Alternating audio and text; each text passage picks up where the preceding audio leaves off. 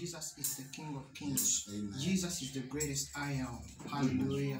If you believe that, just give God a mighty hand of praise. Amen. Praise the Lord. Hallelujah. Glory. Thank you, Jesus.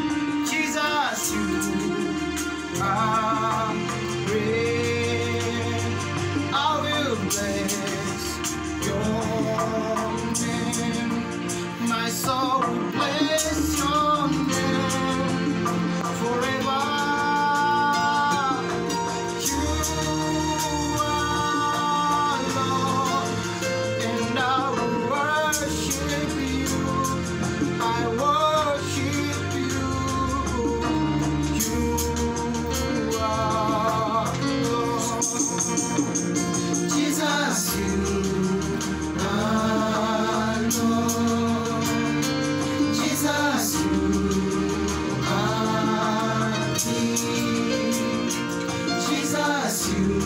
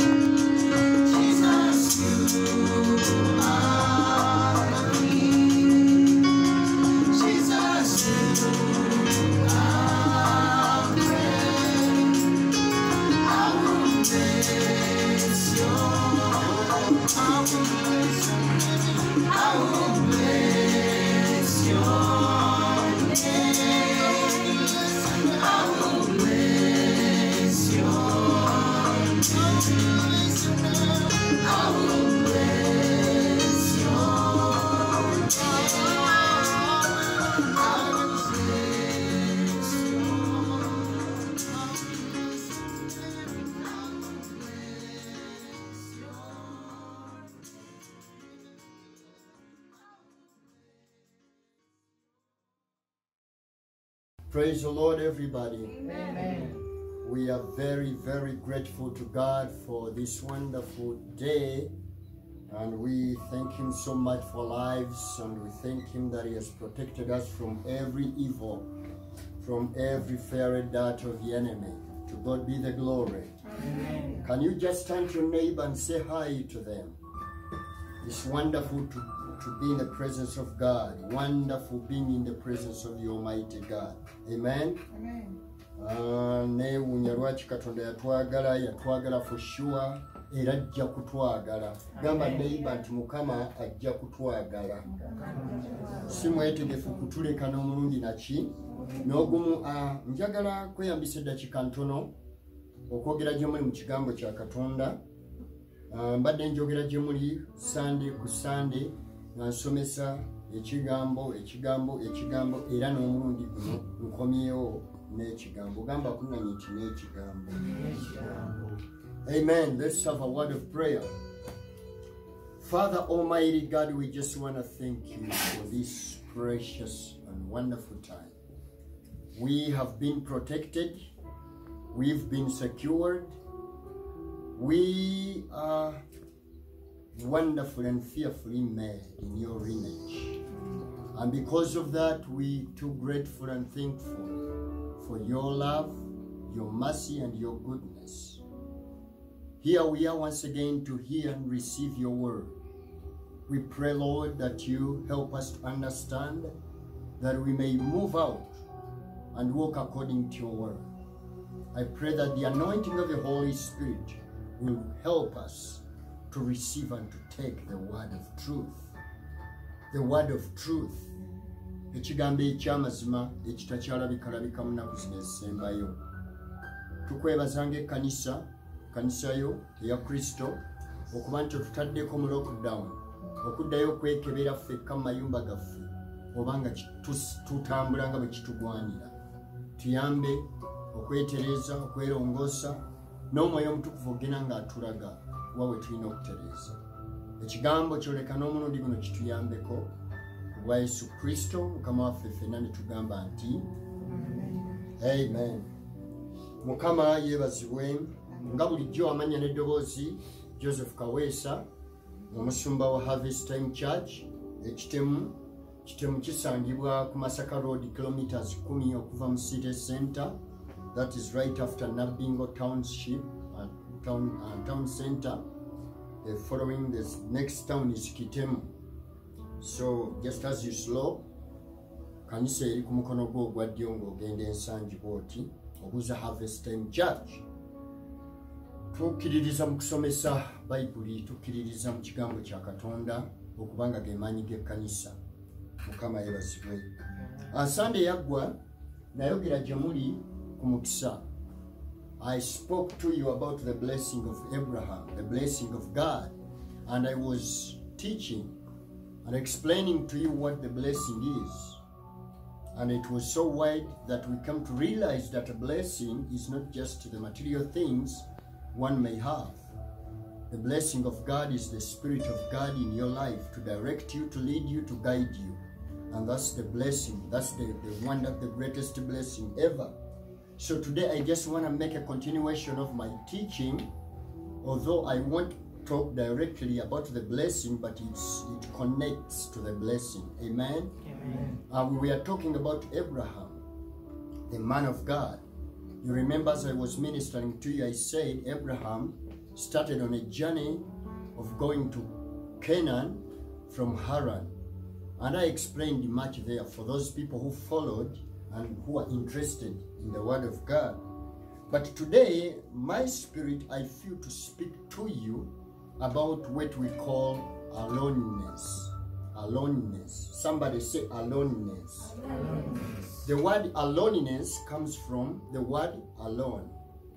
And the word alone means being you as a particular person, being by yourself, living by yourself, staying by yourself, you know. Amen. Separating yourself from the multitudes, from the group, from the team, from your peer, groups. And then you live by your own. That's what we call aloneness. And then I just want to teach you something. When I say aloneness, I don't mean loneliness. I don't mean loneliness. There are two words, aloneness and loneliness. So they are different. When I say alone or aloneliness, I don't mean loneliness. Because when I say loneliness, I mean you need a comforter. You need someone to comfort you. You need someone to be alongside you. You are lonely, But this time I'm talking about aloneliness. Aloneliness is something you do when you are decided, when you like it, when you feel like, and you do it expecting other bigger results or, greater results after being alone somewhere. So I believe God wants his people sometimes to be alone. God wants you to be alone sometimes. We spend lots and lots of time with friends, with peer groups, outside in multitudes, with lots and lots of noises out there, and we never get time to be alone. And mind you, God will never speak to you when you are in multitudes. God wants to connect with you when you are alone somewhere. When you go in your Bible and you journey through the Word of God, you'll find mighty men and women of God who proceeded in, prosperous life, who progressed, who succeeded in God. Those were the only people who found time to be alone. So God is calling the church to be alone. He's calling every one of us, every single one of us, to be alone. I mean, to find time, to create time for yourself, to be alone. Being alone from your friends, being alone from the things that you are used to, being alone, you separate yourself so that you may get another friend. You see, we think we have lots of friends. We don't want to miss on them. We don't want to miss them. Oh my God, they comfort us wherever we are with them. But the more we spend our time with many people, they speak this, they speak that, they give you these ideas and those ideas, you will miss the mind of God. But when you create a time and you are alone somewhere, then you begin to listen, to hear God speak to your heart.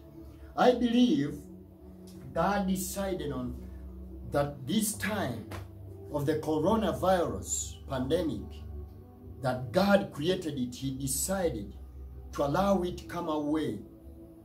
Not because it came as a coincidence to him. No, it was foreknown in heaven. The Lord knew it, that it would happen. And he purposed it, he planned it to be for the church, for his children. Because he loves us so much. He allows some calamities, some bad things to happen to us. But yet at the end of it all, it's for our good. So he allows us to go in this time, to face this time of aloneness.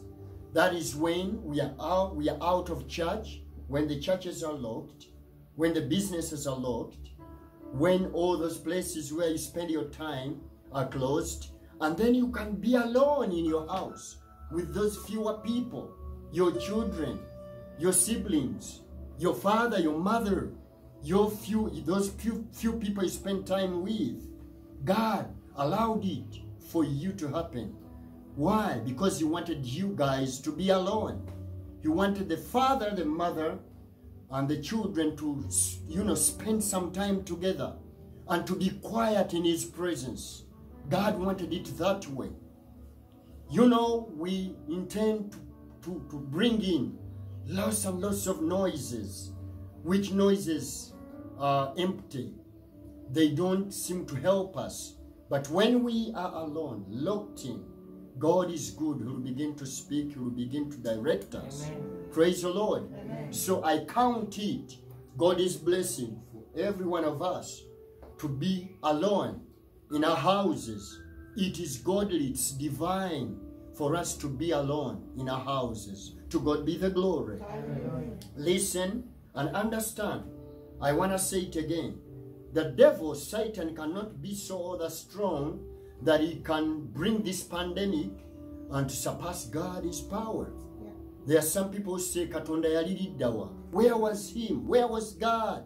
Maybe Satan has proved to be more powerful than God. How could God allow this to happen? But you know, in everything that the devil plans to do, God has a plan. Yeah. And there is something that benefits him.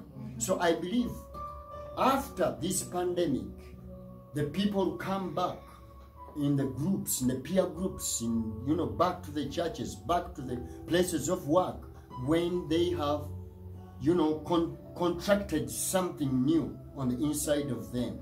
Bajja kuba bamaze okufuna, bajja kuba balina ekintu kye bawulidde kye babadde tebalina olubereberye. So n'olw'ensonga ekirungi nnyo okubeerako wekka. Mukama yebazibwe. Kanisa, kino kye kiseera Katonda kyatuwadde okubeerako ffekka. Tukikozese. Let's use it. Banyabo ne bassebo, let's use this time. Let's use this wonderful time of aloneness. Ekiseera ekyokubeera ffekka. Okufa kino lwe kyatandika. Kiki ky'oyinza okuŋŋamba ky'ofunyeemu? Mu kiseera kino ekyakasirise, kiki Katonda kyayogeddeko naawe? Ebiseera ebyakasirise bye bikola ebiseera ebyakayoogaano. In other words, buli w'osiriikirira Katonda akuwa plan ey'okumounting up, ate n'olabira ddala kiki Katonda kyasobola okukola mu liyoogaano ebweru. Tosobola kubeera vibrant nga tofunye ekiseera kya kusirika. Y'ensonga lwaki Katonda yakiganya. Amen. Amen. Praise the Lord. So as I was listening to the Holy Spirit, the Spirit of God was speaking, ministering to me, teaching me about aloneness. And the word came to my heart. I heard him speak to me, giving me a difference between two birds. Two birds. One bird is called an eagle, and another bird is called a chicken. You know, these two birds are all birds, but they have different characters. Amen. So you have to choose whom you want to be. Do you want to be a chicken or you want to be an eagle? So you find that many of us have been chickens some time back before this, because we would move on without realizing who God wants us to be and where God wants us to go. Amen. Amen. But I want you to know this, that chickens flock together, but eagles soar alone. You can write that down. Chickens flock together, but eagles soar alone. Amen. Amen. Chickens flock together. That's their character. Enkoko zaagala nnyo okubeera awamu. Era kyova laba abalungizi b'enkoko naddala tuleete ekifaananyi ky'enkoko enzungu banyumirwa nnyo. Tosuubirwa nti enkoko zaali zaatolose ne zipaapaala buli emu n'ekwata eryayo. Lwaki? Kubanga enkoko zinyumirwa nnyo okubeera awamu. Ne bw'oggula oluggi olwo ng'olina ebikoko by'ebizungu bisigala awo. Wali ne bw'oteekawo emmere empitirivu byo biba byamanyiira kuliira wano mu katiba. Bya kyejo nnyo, byagala wano. Kwegamba byakuzibwa bwe bityo. Tebyongerako. Tebisobola kwenaanuula bwongo. Tetusobola okuvaako wano omuntu n'adduka oba n'agendako yekka n'abeerako yekka. Byagala nnyo okubeera mu group. Tebisobola kufunayo idea ndala buli omu ng'omuntu. Naye chickens, they want to keep together. But that's not the character of an eagle. An eagle will soar alone. Empungu zisobola okuba ennyingi, era of course nyingi nnyo. Zatondebwa gye ziriyo nyingi. But you'll never find a group of eagles. And this is a question you must ask yourself. Why? Eagles are many. Naye lwaki eagles zino tezisobola kubeera wamu? Tosobola kusanga kikoosi nga kibuuka kipapalira wamu nti kya mpungu. Never. Buli mpungu katugeze bwe zizaalibwa mukaaga, bwe zitandika okuyiga maama n'aziyigiriza mama Eagle n'aziyigiriza okubuka buli omu bw'emala okuyiga efulanyinga n'egenda esowalinge lwayo oba etumbiire lwayo. Mukama yebazibwe. Ekyo nno kirimu ekyama kinene nnyo eri obulamu obw'ekikristaayo. Mukama ayagala nnyo bannyabo ne bassebo tutwale ekifaananyi ekyo eky'empungu. Chickens flock together but eagles soar alone. And it reminds me of Jesus when he said in John chapter 16 verse 32. John chapter 16 verse 32. I'm reading for you and listen. Behold, this is Jesus. Jesus says, behold, the hour cometh, yeah, is now come, that ye shall be scattered, that you shall be scattered, every man to his own, and shall leave me alone. And yet I am not alone, because the Father is with me. Now look at the scripture. I just want to read it again. Follow me. Behold, the hour cometh, yea, is now, that ye shall be scattered. In other words, you will all scatter away. You leave me, and every man to his own, and shall leave me alone. You shall leave me alone, and yet I am not alone. You see, I'm left alone, but I'm not alone. Yeah. That's the secret there. I'm left alone. You have all scattered, Jesus says. He was speaking to his disciples. He was prophesying about the time that was about to happen, him to come his way. Says time is coming when the murderers will come on board, when they will betray me. You'll find that each of you will scatter to his own. You'll run back fishing. You'll go back to your former businesses, and you leave me alone. Somebody say alone. Alone. And Jesus says, notice it, he says, you leave me alone, and yet I am not alone, because the Father is with me. Buli abantu beba kuleka, in other words, Yesu alinga baganti mwewe mundeka, kitanga ali mukuru, ajja kujja yegatte nange.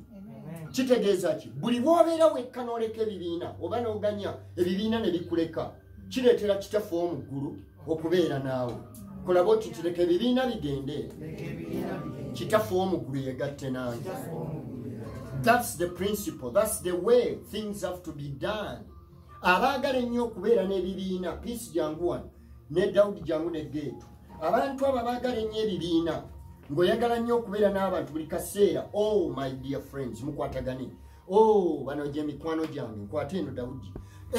You feel you love them. Why? You want to go beaching. You want outing. Oh, let's go for fish. Oh, let's go for pork. Buli kaseera toyagala bafiirwa mikwano gyo. Oyina omulala gw'okola ki? Gw'ofiirwa. Gamba nti nfiirwa. Buli lw'oyagala okusigala nga you cleave on other people, then that means you lose someone more powerful. You lose someone more important and useful. That's the Holy Ghost. Amen. Give him praise. Hallelujah. Amen. So Yesu agamba nti mwe mugenda kusaasaana, mundekewo mugende, naye sigenda kubeera mujja kundekawo nzekka, naye sigenda kubeera nzekka. Lwaki? Kubanga Taata ali wamu nange. Bannyabo ne bassebo kanisa ya Kristo mwena gye muli, nammwe abandaba, njagala kino mukitegeere nti Katonda kino yakikola. Abalokole tubadde tunyumirwa nnyo group zaffe, tunyumirwa nnyo fellowship, tunyumirwa nnyo obumu bw'ejjinja, tunyumirwa nnyo big gathering, tunyumirwa nnyo church zaffe. Oh, wonderful. Owulira bulungi kwaya ng'eyimba, owulira bulungi ku lwokusatu olwa counseling, kwegamba ever you are looking at man, not God. That's why he created this time. Nayagala bonna bakulekewo, osigaleko ewuwo. Buli lwe bakulekawo, kitaffe omwana n'omwoyo omutukuvu nga bajja beegatta naawe. Gambako nti amen. Gambako nti amina n'amaanyi go gonna. That's our business today. The business of the Father. Business ya kitaffe ya kutwawulako, batwawukaneko. Kiriza bakwawukaneko. Gwokimanyi twagala kufiirwa abantu. Era kikuzizza nnyo emabega. Kikulemesezza okutuuka Katonda we yagamba w'olina otuuka. Okimanyi toyinza kutuukiriza kigendererwa kya Katonda. Buli lw'oyagala nnyo okwekungaanyiza abantu. oyagala nnyo sanyusa abantu, oyagala nnyo sanyusa church, oyagala nnyo sanyusa group y'egindi, oyagala nnyo sanyusa obumu buli, oyagala nnyo sanyusa peer groups. Buli lw'oyagala okusanyusa abantu eva nga bwe nkwataganye n'abaana bali kitegezo ojja fiirwa Katonda. Kkiriza oluusi abantu bagende osigaze Mukama. There are some people abantu abamu abatera okugamba, there are some people they normally say nenze munnange simanyi ate abantu bonna bannensazeeko simanyi na kye ngenda kukola. Abantu batakwesala kati Mukama onoomugjawo. Waliwo n'abantu abalala boogerera abantu mujje muwulirize. Naye Musumba Kaweesi oyo tategeerekeka. Omusajja oyo yannema otutegeera. Ne mu mubu bwaffe tategeerekeka. Omusajja ne bw'omwagala otya tategeerekeka. Kasita owulira omuntu ebiseera ebimu nga bamwogera siga buli mulungi naye ebiseera ebisinga nga boogera bati tebamutegeera era simutegeera ng'omanya nti oyo alinayo omulala. Bano bwe baba tebamutegeera alinayo omulala amutegeera. Empungu tesobola kutegeerwa nkoko. Enkoko emanyi kutakula mu bivundu, enkoko emanyi kuyiggibwa, twogedde ku z'omu kiyumba. Naye empungu emanyi kimu nti buli lw'oba onootwala the highest privilege, the highest blessing, you must soar alone. Amen. Nga mukwataganya abantu 10 temusobola kuzuula wali mukisa. Temusobola okujjako ng'obeeyawuddemu n'obaleka emabega n'obeeyawulako n'ogenda miles eziri extra gy'osobola okuzuula abalala kye batannazuula. Waliwo Katonda kyagala okuzuulira muntu gwe, waliwo Katonda wayagala okutuuza muvubuka gwe. Ffenna tetugenda kubeera awo kuleva emu. Katonda ayagala kutwawula, ayagala kulaga nti buli lwoleka ebibiina agenda kusowalinga haya akulaga ebintu. He wants to show you exploits and mighty things that other people know not. Amen. Tasobola kulaga exploits until ngolese ebibiina ne bikolaki ne bigenda. Kkiriza ebibiina bigende sometimes. Yiga okweyawulako oluganda, yiga okweyawulako mu bize schedule z'olina. Funayo ekiseera olina program ne Katonda eyo nga yeeyawula ku byonna ebivuga, yeeyawula ku byonna amasimu, yeeyawula ku WhatsApp, yeeyawula ku social media, yeeyawula ku by'emikwano, yeeyawula ku bintuntu, n'osigaza omuntu omu nga gw'olindirira. Bayibuli ega nti abalindirira Mukama balizza bujja amaanyi gaabwe, balitumbira n'ebiwawaatiro ng'empungu. Ekyawandikibwa kikoma mu Yeremiya ekyo. Balitumbira n'ebiwawaatiro byabwe ng'empungu. Empungu yeeyawula. Ebinyonyi ebirala biyinza ogiyita y'amalala. Ebinyonyi ebirala biyinza ogyeyawulako nga biwulira obusungu kubanga yeeraga. Naye gyekoma okweraga neyeeyawula, gyekoma okubeera n'omunyago omunene ebinyonyi ebirala bye bitasobola kutuukako nakukwatako. Oyagala okukwata ebintu abalala bye batannakwatako? Oyagala okukwata omukisa omuntu omulala yenna gwatakwatangako? Oyagala okwolesebwa n'okufuna ebyama bya Katonda omuntu yenna byatannaba kutegeera? Weeyawule. Weeyawule ku kibiina, weeyawule ku bantu. Abantu bangi mu byawandiikibwa mu Bayibuli omwo abeeyawula ku bantu. Bw'osoma mu Samwiri ekisooka essula ya 22 okutandikira ddala ku lunyiro olusooka. Samwiri, 1 Samuel essula ya 22, 1 Samuel chapter 22 from verse 1. Yeah, there is a scripture there. If you can just read through, you can go to your Bibles, find it for yourself. But here it says, David therefore departed thence and escaped to the cave of Adullam. And when his brethren and all his father's house heard it, they went down thither to him. Verse 2. Help me with verse 2. Verse 2. And everyone that was in distress, and everyone that was in debt, and everyone that was discontent gathered themselves to him, and he became a captain over them. And there were with him about 400 men. Verse 3. Verse 3 says, And David went thence to Mizpah of Moab, and he said unto the king of Moab, Let my father and my mother, I pray thee, come forth and be with you till I know what God will do for me. Mukama yebazibwe. Kyali ekiseera Dawudi ng'ayigganyizibwa kabaka Sawuli. Bayibuli egamba nti Dawudi bw'addusa obulamu bwe nga yeeyawula mu kibiina mu kikungu. nti negiyaddukireyo mu mpuku aba ali eyo olunya olusooka lugambye nti baganda be ab'ennyumba ya kitaawe ndoza muwulidde nga nsoma baganda be ab'ennyumba ya kitaawe abantu abalina obuyinike abalina amabanja ne bajja nga bamunoonya abantu buli lwe weeyawula tebajja kuleka. They will keep pulling you back. They will keep living, on you. Bajja kugezako kwesibako. Buli lwe banaalaba owooluganda Aloysius ng'osukkuluma olina step endala gy'otwala waliwo abajja omulabe bajja okukozesa okusika engoye bakomyewo ku level yaabwe naye nga Katonda agamba nti bwe mba nakukolera ekyenjawulo you have to let go. Olina okubaleka ne bagenda ate ne mbaako kyenkola mu ggwe. Eyo yennono ya Katonda. Bayibuli egamba nti baganda be ab'ennyumba ya kitaawe, that's his family.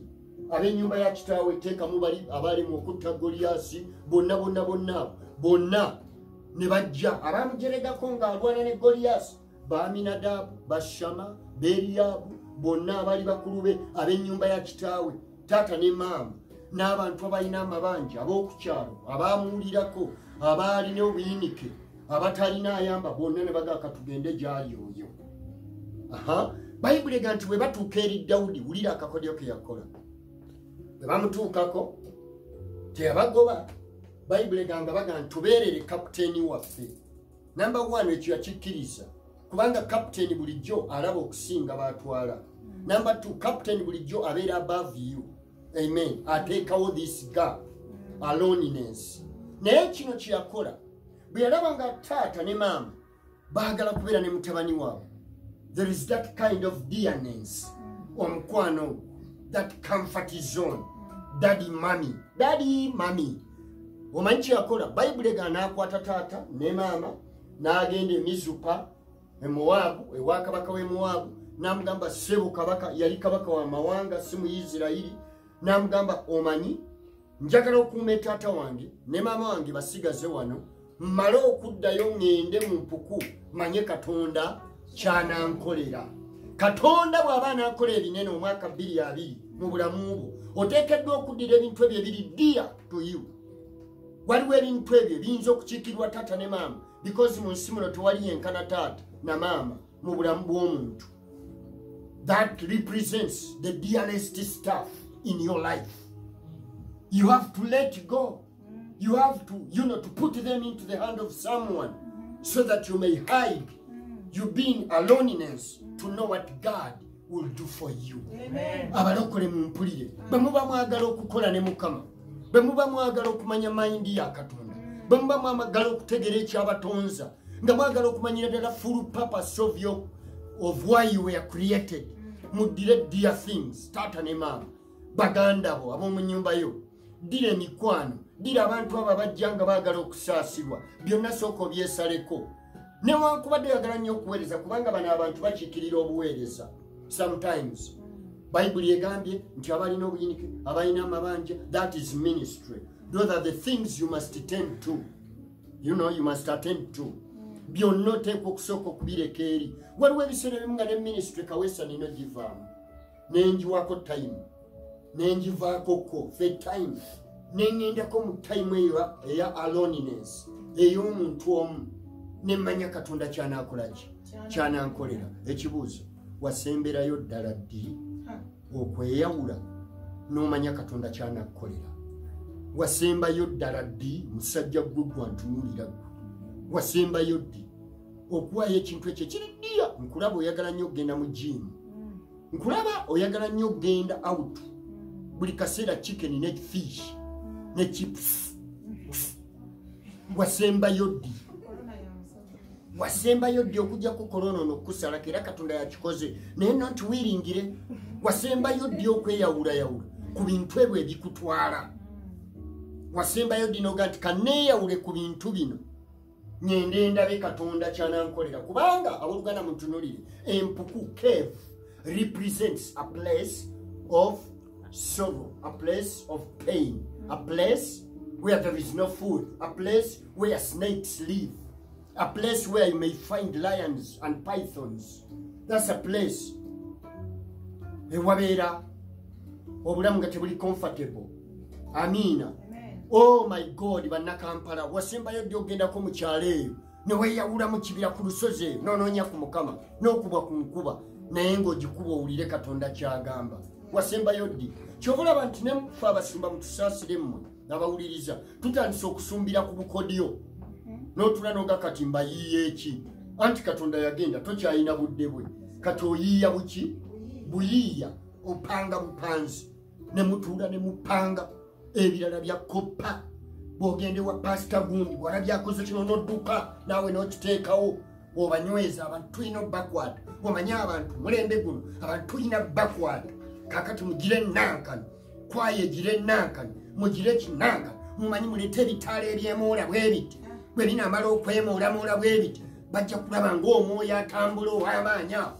Kakati bw'oteekako omuzindalo oteekamu bbeesi ey'amaanyi mugire bububu n'omuzimu banaawulira bajja kumanya Katonda awo waali. Kuyiiya na kuyiiyayiya kupanga. Lwaki? Kubanga toyina source, toyina gy'ojja information, toyina gy'okyajja freshness. Ebipya Katonda ayagala okuwa ebipya munda mu ggwe. Gambako nti amen. Buli lwe weeyawula togenda koppa muntu, buli lwe weeyawula togenda kwefaanaanyiriza mulala. You'll be you. You the original copy. God never created you to be a duplicate of anyone, a duplicate of any other ministry. He gave you a word.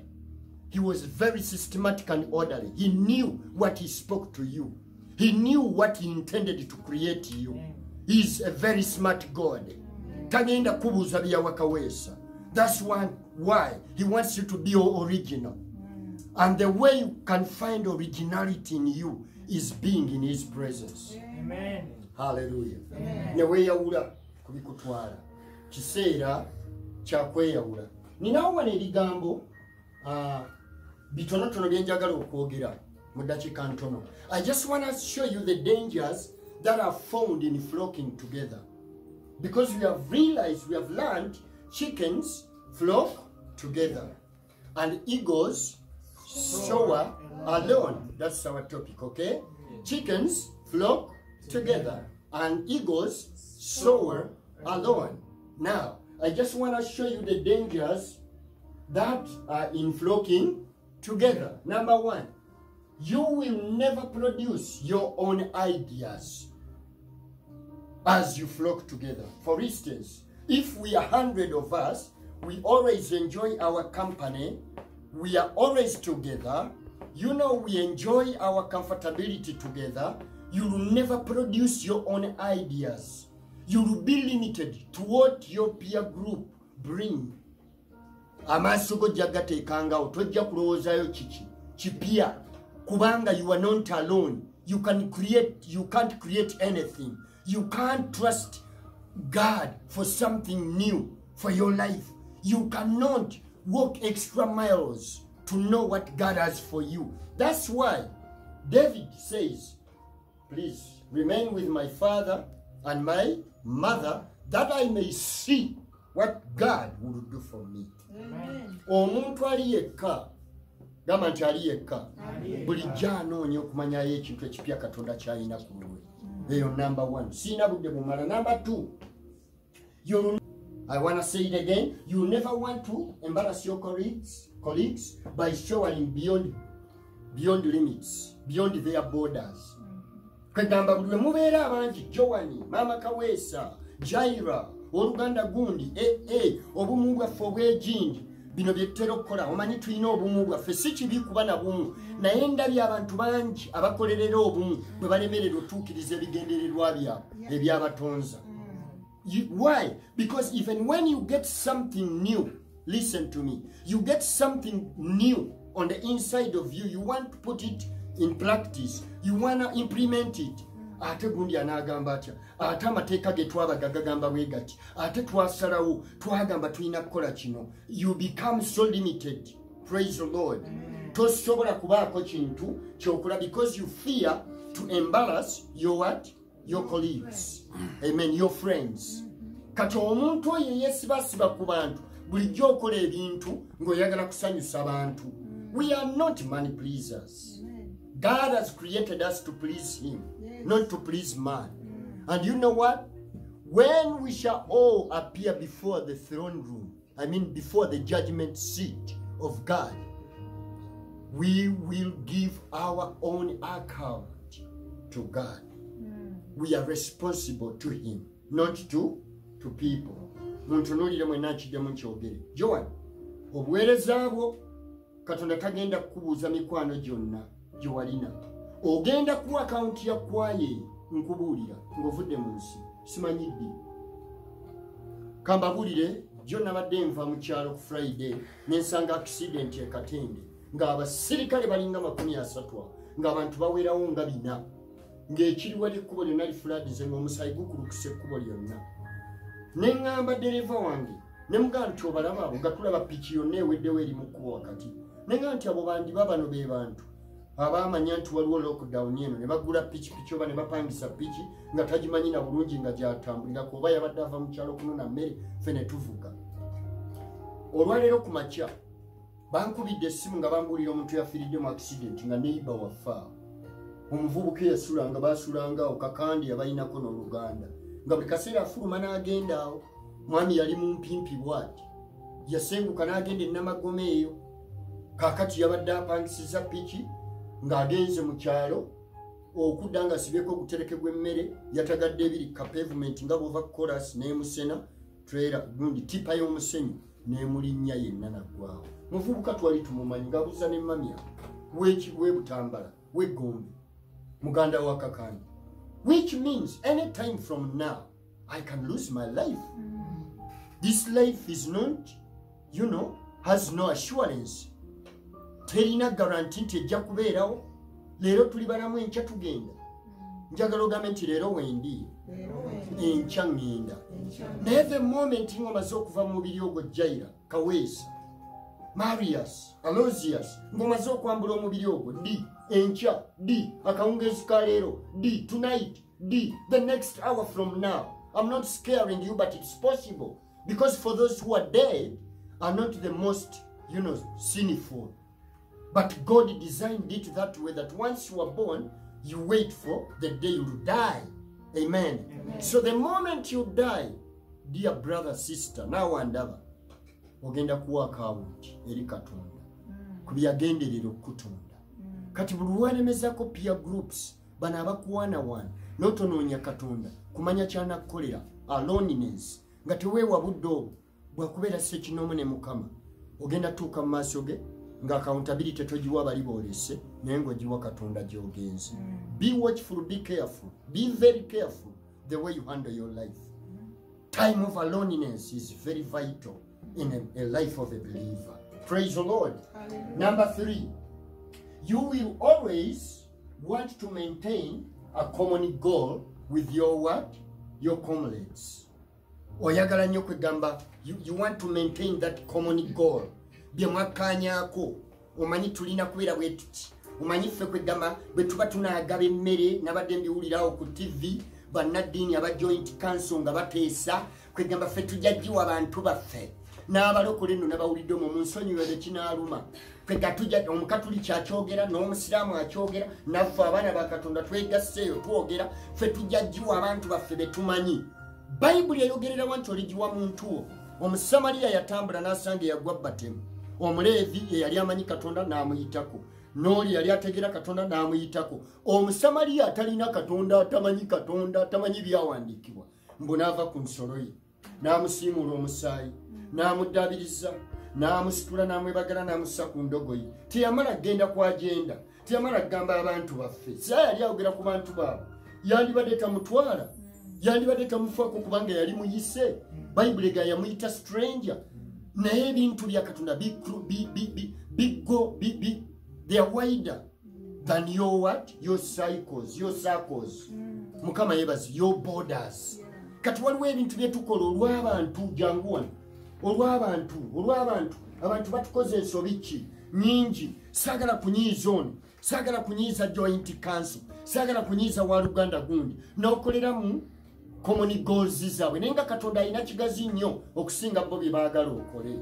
That's why you must keep that aloneness to know what God has for you more than what people want you to do. Amen. Praise the Lord. Amen. So you want to maintain that common goal, and yet you lose God. Number 4. You will always want to keep the so-called unity, which oftentimes result into uniformity. Because people, I've seen lots of people, it's good to have unity with one another. Even the Bible says we must be in unity. It is good. But sometimes that unity you want to form up, you want to maintain, sometimes results into uniformity. God is not after uniformity, he's after real unity. And our union must be done with the Holy Spirit. Because the Holy Spirit, the Bible says, he will lead us, he will guide us in whatever God wants us to do. God will guide me, will lead me. For this particular event or this particular time. Than this kind of uniformity. I want to show you what uniform is. Let's take an example of Mugwanya Summit. Oba Makai College in Nated. Oba Lubiri SS. Abana bavayo 12 ngabo nabambadde obusati obweru. N'obuwala obwa black. N'ogamba abaana nga banyirira. Mama ka uniform kaabwe naye ng'omu omutima gwasuse gutta abantu. Omulala ewaabwe basera.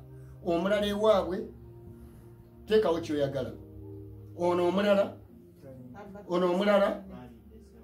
yazza alowooza emitima gyanjawulo naye nga uniform ye yemu. Obalaba bali smart mu uniform but very different on the inside. So what we call unity sometimes as barokole, it's not uniform, it's not unity, but it's uniformity. God has not called us for uniformity. He has called us for real unity with the Holy Spirit. Amen. For us to have fellowship with the Holy Ghost. Amen. When you have fellowship with him, he will always lead the way. He will guide you. He will show you what to do. And it all has something to do with what I've been teaching. Yes. Praise the Lord. Amen. That is aloneness. When you are alone, the Holy Spirit will intervene. Remember Jesus. When he went to pray, the Bible says he was led by the what? The Spirit into the wilderness, into a fast. 40 days and 40 nights. He never ate food. It wasn't done by man. It wasn't done through peer groups. He was alone with the Holy Spirit. And you know what? Revelation begins. That's why when he comes out of the wilderness, he goes straight to the temple and he reads. He says, the Spirit of the Lord is upon me, for he hath anointed me. N'atandika okwogerawo agenda ye yamuleeta. Agenda ye yakuleeta mu nsi tojja kusobola gyatula, tojja kusobola gituukiriza ng'okyali mu bantu. Olina kweyawula n'ogenda eri oyo asobola ogikutegeeza n'agikubikkulira. Bodda n'ojjatula n'oga. Bwana tulaba Yesu bagamba, the Spirit of the Lord is upon me because he gave me a group of people that helped me to understand what I'm called to do. No. The Spirit of the Lord is upon me. Why? I've been in a secret place with him. He has given me enough revelation to know my call, to know my purpose in this world. Praise the Lord. Amen. Hallelujah. Amen. Namba nyamba gambye, you will always want to keep the so-called unity. Bw'ofuba kunoonya bumu, naye nga munda mu obumu. It's not the will of the Father. Nze ndabye abakola obumu. Mu kanisa mubamanyi obumu bwa wali tebubuuza kanisa yawa. Oyo si waffe, obumu bulala si waffe. Kakati bino byowulira abo tetujja bawa mmere kubanga si baaki gundi yaffe, abo si baffe yaffe, abo si born again. Bible eyogererawo ab'ekitongole kino ab'ekiyungula kiri. These are children of God, not even church people, even the atheist. Whoever comes on board, bless them as the leading of the Spirit of God.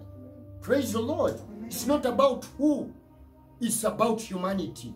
It's about humbling, obeying the Spirit of God and fulfill what he wants you to do. Amen. Praise the Lord. Amen. I'm about to close. To God be the glory. And I just want to show you the benefits of aloneliness.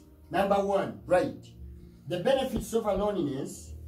Number one, that is, it produces aggressiveness. Buli lwobeera wekka mu mpuku nga Dawudi gye yali. Buli lwobeera ku lwo nga teri gw'osuubira kuyamba.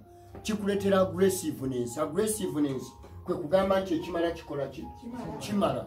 Buli bw'olibeera mu peer groups, bw'olibeera mu group togenda kufuna aggressiveness, togenda kuvaawo oli. Naye buli bw'obeera alone gw'oyina okusala amagezi okunaavaamu ntya, tolina muntu gw'otunuulira. Kyobula nga tulabayo n'abaana, omwana ne yeewerera n'amala university.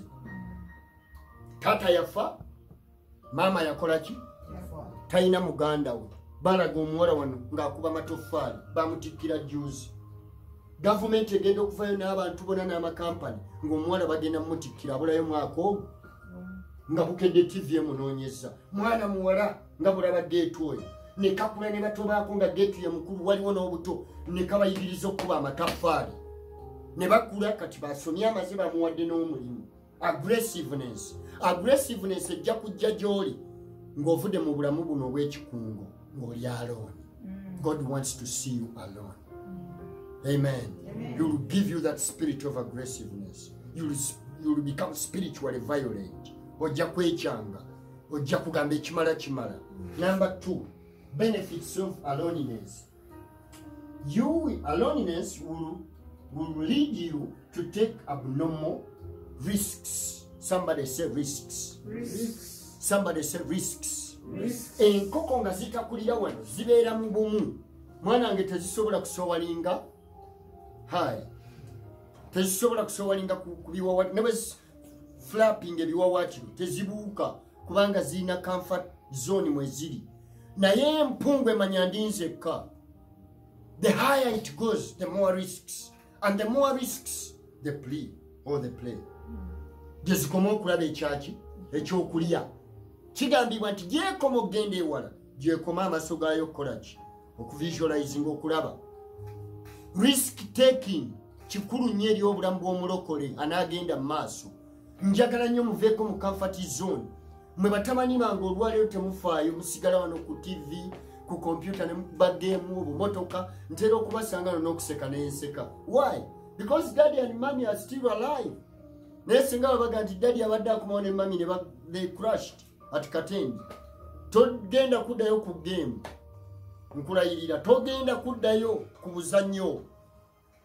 Ndi eyo mu kyalo nkola faamu nnene, nagenda ne Jespa atera okugenda. Naye bameka ku mmwe asobola okwetikka ebidomola by'amazzi bye neetikka nga nfukirira emmwanyi. Tubadde mu drought eyo neeyise nga tutandika okufukirira emmwanyi n'ono mami. Jangu wano mami bakulabeko. Kabiyite wange yangu wamma. Oba balowooza okukola ekyo kiwiigi ekinene nti okomaawo. Ono fayita. Mumuleka ne muga nti mami oli fayita. Kyogere ng'omusonzi emu kyoli fayita waffe. Tutandika okufukirira emmwanyi ku ssaawa 9. Mumpulirize. Ssaawa 9 ez'emisana. Ne tuva mu faamu ku ssaawa 7 ogw'ekiro. Naye nga buli muntu akutte ebidomola 2. Okuva ku ssaawa 9 non-stop without food. Jukira ku makya twakedde 12 okukola. 8 ne tuddako awaka 9 ne tusaayo pipe. Ne tutandika okupampinga amazzi okuva eri mu ddaamu. Ne tutandika okusomba ebidomola nga tufukirira acres and acres. Okutuuka mu 7 ogw'ekiro. Katuwulira tugenda okudda ewaka. Tuggukira mu kunaabako buli muntu ng'aweddeyo. Ne twebaka mu 7, 8, 9 tubeerawo. Tubeera bweru nga tusaba. 12 mu nnimiro. That's our daily life. Thank you, madam. Naye nga batabani baffe abakyalina amaanyi tegazaalangana ku mwana. Kwegamba alina ekifuba kimulinga ekyemmamba. Yenna munene ati akube emundu emu n'olaba abazungu. Ali wano amaanyi agakubisa ki? Agakubisa gemu. That's the much Jespa can do. Oh, Marius. I'm happy for Jespa. Kusoma kukakwe kumusazeko naye Eva yagala genda naffe. Tukole. Kubanga ekyo kye tukola olwaleero kambabulira olwaleero wano wemmalire ebiranja bitandikako ku Sunday. Gw'omanyi nti emmwanyi ze tusimba baziyita cutting ekika kyazo. Okimanyi nti emmwanyi eyo bagigatta bugasi. Nti okuva ku mmwanyi emmwanyi eno eri ordinary ey'edda bamuzeeyi gye baaleka. Bw'olabirira obulungi eka evaamu $4.5 million buli season. Kitegeeza omwaka esobola okuwa million 8 ze season 2 ene mwanyi ya cutting bwogirabirira obulungi eka emu ekuwa million 8 ku 12 kale tugitwale million 10 per season ze million 20 pachi paya kati bwemba nina yika 20 katwala 2 zokka ze tutegese eka 20 ze million 10,400 paya oyinza okudda mu game twi ngotegedde ewali future efaanana bwetyo ng'okyali mu peer groups mukyali mu bikoosi bino temugenda kubeera aggressive temugenda kuvaayo mukama yeebazibwe so aloneliness eno ejja kuletera okubeera ki aggressive gamba ki aggressiveness praise the Lord it will take you to face abnormal what risks. Then aloneliness will help you see things others will never see. Jesus in the wilderness. Aloneliness will snatch away friends from you and give you. Aloneliness will snatch away people that you feel you want and will bring into board people that you need. Agongenda kabalekera mukakoleko research.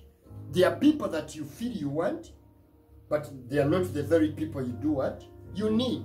So when you are alone, Katonda jatandika okusengejera abantu beweetaaga okusinga abantu gwe booyagala.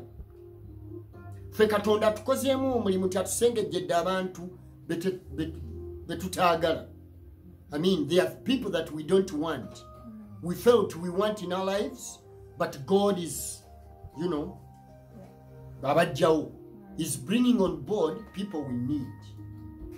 Twalina emikwano mingi, buli kaseera oliridde wa jangu tugende wano, munajja mu bumu, munajja wano. Byonna Katonda yagenda tukatinga short. N'atutwaliramu abantu oba omuntu. Omuntu Katonda gw'amaze okufuula alone ng'oli wekka tosigaza bibiina binene. Oyinza okuba n'omuntu omu oba babiri weewaawo basatu. Kyovula ne mu 12 Yesu yatoolamu abameka abasatu. There are people you need, but you still cleave on the people you feel you want. Aloneliness will create that for you. Praise the Lord. Amen. Amen. Amen. The last one for today. Aloneliness will help you build in you a godly character. Somebody say character. Chogere n'amaanyi nga mmaliriza. You know what God did with Abraham? He said, come out of your father's house. That was last Sunday. Come out of your father's house. Come out of your kindred. Come out of your countrymen. And I'll take you to the land that I'll show you. Amen. Katonda lwaki amujja mu nyumba ya kitaawe twalabanga ne Teera mwesibako era Mukama n'amutta nga batuuse Kalaani Katonda n'adda mu business nani ne Ibrahim. Lwaki akikola? God wants you out of your father's house. Look at me. You want to produce a wonderful marriage? God wants you out of your father's house. You know what? He wants to build in you a godly what? Munyambeka, godly what? Character. A godly what? Character. God will never build in you a godly character. Ngochali ne all these ukwataganye ono senga ono tata ono mama. Katonda kuzimba mu character ye akukweka. Ibrahim amugavayo nze nsoke nkukolemu omulimu. Katonda okukolamu omulimu asooka kwawula n'abakujjamu n'abikujjamu ebyo byonna. Nasoka tandika okuzimbamu embala ye ey'obwaki ey'obwa Katonda. Olwo nno n'osooka otandika okusowalinga high. Praise the Lord. I love you so dearly. This is going to help you. I believe if you can go back into your notes, n'oziyitamu n'ozisabiramu ogenda kuvamu ng'oli muvubuka ow'amaanyi. Myaka mitono 2-3 ojja kuleka emikwano egitagasa, ojja kuleka emikwano egy'ensi. Waliwo ebiduula by'ojja okuvaamu, waliwo bi Facebook by'ojja okuggalawo. waliwo social media byejja okuvaako, waliwo bisitayiro by'enviri byosala byejja okuleka, waliwo ebintuntu ebyo ebintuntu byejjo enjogera zojja okujja mu kamwa, kubanga Katonda akwawudde ku bantu abo azimba mu ggwe omulimu omujja era ng'agukola oli wekka. Gambako nti amiina. Njagala owanike emikono gy'okusabira essaala. Yimirira ku magulu ago abiri. Hallelujah, precious Lord. Naawe ndaba nkusabira. Kitange ali mu ggulu, yamba omukyalo oyo. Yamba omukyalo oyo. Yamba omukyalo oyo. Ndabayo omukyala awuliriza enjiri eno. Naye nga Katonda atandika olwaleero okuyamba. Waliwo emikwano gyakusalako. Egibadde tegikugasa. Gibadde tegikuyamba n'omulundi n'ogumu. Emikwano egyo gikuzza mabega. Gikuwa amagezi mafu. Gikwawukanya n'ebbaawo. Gikwawukanya ku kituufu. Nkusabira olunaku olwaleero Mukama akuyambe. Ndabayo abantu Katonda bataasa. Kitange bataase. Bataase. Waliwo emikwano egitatugasa Mukama. Tuwaayo obulamu bwaffe gy'oli. Katonda waffe tubeere mu bulamu obwa aloneliness nga bwaffe naawe osobole otukolamu omulimu Mukama. Tuwaddeyo obulamu bwaffe tuwagaaguleko abantu abatatugasa. Ndaba ng'omusajja Ibulayimu bwe yagenda ne Lutti eyo mu maaso nga bwe tunaayiga, Lutti yamufuukira ekizibu nga batuuseeyo kubanga yeesibako ebitaali bibye. Mukama otuyita buli omu ku bavubuka abali wano, buli omu nga njogera ekigambo, otandika omulaga emikwano gy'alina okwesalako, emikwano egy'ensi mu masomero gye basomera, emikwano egitakuweesa kitiibwa, emikwano egiwemula, emikwano egitatya Katonda, emikwano egikwana egibeera mu bwamalaaya, okunywa omwenge n'ebirala. Mukama otwawulako emikwano egyo for the glory of God. Mbasabidde Mukama abayambe. Kitange yambe ekkanisa omulembe guno nga tuva mu kintu kino ekya coronavirus. Ekkanisa eddeyo ng'eringa zaabu eyisiddwa mu muliro. Abantu nga basobola okweyimirira, abantu nga basobola okuteekawo enkolagana wakati waabwe ne Katonda, so si n'abantu.